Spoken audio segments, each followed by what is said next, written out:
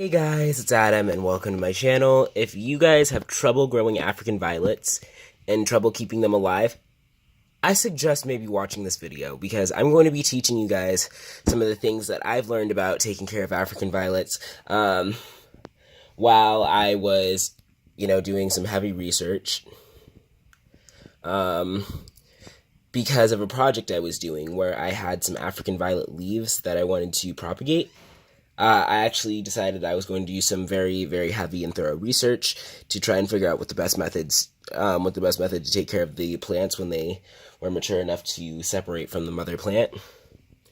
What I was gonna have to do to keep them alive, just because I've had such a bad rep with African violets. So I was going to just wait until those got mature, and then if I was able to take care of them for a while, maybe grab a mature one, just a small one from maybe Home Depot or Lowe's that was healthy, and kind of take care of that one for a while, because I wasn't sure, I still wasn't sure if I was going to be able to be like a good African violet grower, even with all the reading I've done. It just seemed like I was kind of always going to fail with them. And I wanted to see if there was any possible way I could make this happen. So I was kind of looking at Violet Barn, and I'm like, you know what, maybe I'll buy a package of African violets. Maybe I'll get like a 10-pack of violet standards that were chosen by the grower, which 10 different varieties they were going to give me, and that's a really good deal. It's $50 for 10 plants, so $5 per plant. So I wanted to do that, but I wanted to have kind of a test dummy almost, and I was just gonna get, kind of a basic looking African violet, but then I saw this, and it was only $4 at Hy-Vee, and it looked so healthy that I had to get it. And it kind of was like, you know what, this is so pretty that I'm going to be so sad if this doesn't live, so this would be a perfect, test dummy. So, some of the things that I learned. African violets can bloom year-round. It's just about creating the right conditions for them. So in my bedroom, I have... and excuse the mess, I have a south and a either east or west facing window, I'm not sure. I believe this one's the east window.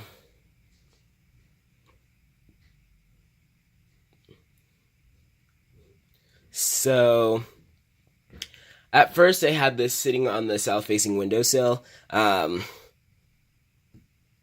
and I kind of realized that wasn't going to be the best possible spot for it, because the leaves will either kind of brown up or they will burn. They'll kind of get sun bleached a little bit if they are too close to the sun, and are too hot and light is too bright, and that's what happened with this. So once I saw that happening, I just opened the side window as well, and I kind of set it on my bookshelf that's kind of sitting between those two windows, so it's bright indirect light. And that's the perfect light for them, is bright indirect. You don't have to worry about them being too close to the light. You can also use some of the I forget if it's fluorescent or inflorescent, but you can look it up. Lights for them, and you can put them like on a counter and just kind of like underneath your like dish cupboard or whatever, and you can the cabinet with all the dishes, and you can kind of just install one of those small grow lights underneath it, and that'll work too, and then you can keep several violets in the same place. But I like this setup a lot because it's so simple and it seems to work. As far as feeding and watering, I usually like to talk about feeding and watering separately when I'm talking about plant care, but I'm going to put those two things together, because I've heard two things. One of them is to fertilize them with an all-purpose fertilizer. I use the Miracle-Gro stuff, the blue crystals that you dissolve in water, as my standard all-purpose fertilizer. I use that, and I've heard that you can use it at 1/4 strength every other watering.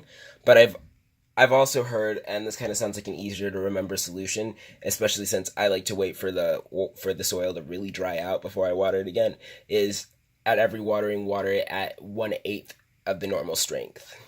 So about a 1/16 of a teaspoon in a cup of water, and that's what I do. I don't use the entire cup, but yeah, just make sure that it gets fed enough that it can bloom at all times. unless of course it's like not healthy, and then you want to you want to get the health of the plant back up before you get blooms. But anyways, so as far as the soil goes, I don't really have the exact ratio for this, but I believe it's 7 parts peat to 6 parts perlite. And I could have just used like a regular African violet soil. I've heard some other recipes and stuff. I wanted it to be extra well draining because for a plant whose biggest weakness is crown rot and dampening off disease, both of which are different fungal diseases caused by lack of good drainage or too much moisture at a time, I wanted to be more safe than sorry. So I decided to make this mixture extra well draining, so that every time the top couple of inches dries out, I can rewater this very lightly, so that it still gets enough water, but it can also dry out quickly. I don't want it to be holding moisture for too long. Next up, potting it and repotting it. I've heard that you should repot these things every 6 months, and I'm going to probably end up buying a couple of what they call azalea pots, and they're basically a lot shorter than normal pots while having the same diameter. They're a little bit shorter, so that way you have the same size pots, but it's better for African violets because you don't want too much water underneath, like on this bottom layer.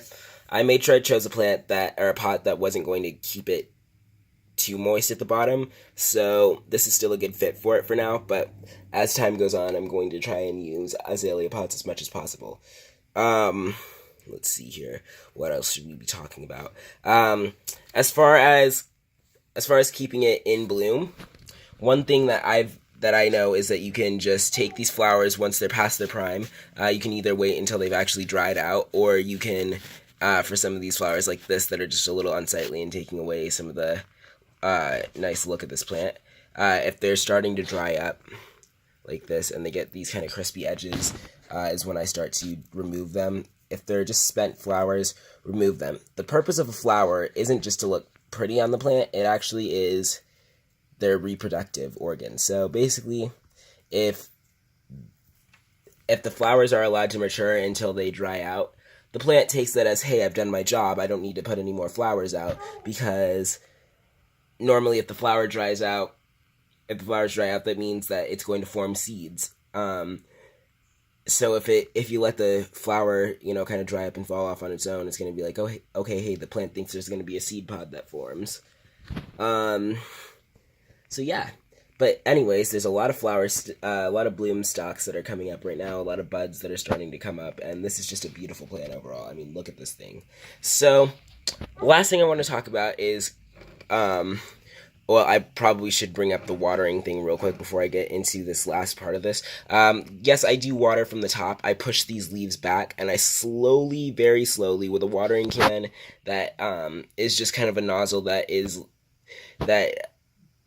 I don't like to use the watering cans where the head is like those big circular heads with a lot of holes, because then you get a whole bunch of different, a lot of different holes where the water is pouring out of, and it makes it hard to control where the water goes. No, I just like to use like a single spout, just kind of like a one-hole watering can. So I just kind of use that. I make sure it's really close to the soil, and I slowly pour the water from the top. I just don't trust watering it from the bottom. I might try wick watering with some of my other African violets just to see how I like the process, but for now I'm going to stick to what I know best. But the last thing I wanted to talk about was propagating, and I wanted to show you something really special because while this is very common with African violets, I've never had it happen before with any of my African violets when I used to have them, because I used to keep a lot of them at the same time, and I just didn't know how to take care of them.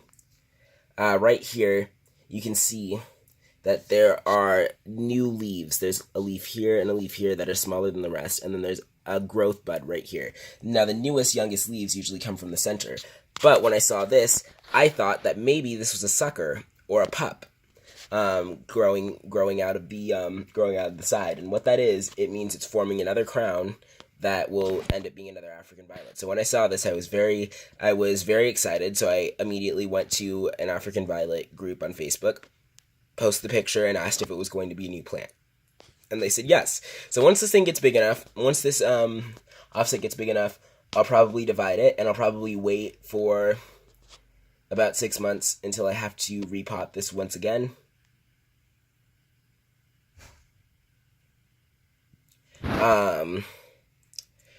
Because I want to make sure that it's mature enough to remove before I make that move. But yeah, so that's one way to divide them. But I don't know, one way to propagate them and get a new plant is to divide them. But I don't know how often they produce new suckers. So the other method is by leaf cuttings, unless you have seeds or bloom stalks. But I haven't tried those yet. So I'm going to show you my leaf cuttings. So these are some of my African violet leaf cuttings, and I have to water them. I will do so with a spray bottle because I don't want the moisture to be, the potting mixture that they're in, to get too moist. But as you can see here, this is a leaf that I took off of another plant. This is the project I was telling you about at the beginning of the video. These are leaf cuttings that were given to me, and I planted them on February 18th. And it's been a little bit over 2 months because it is the 21st now. And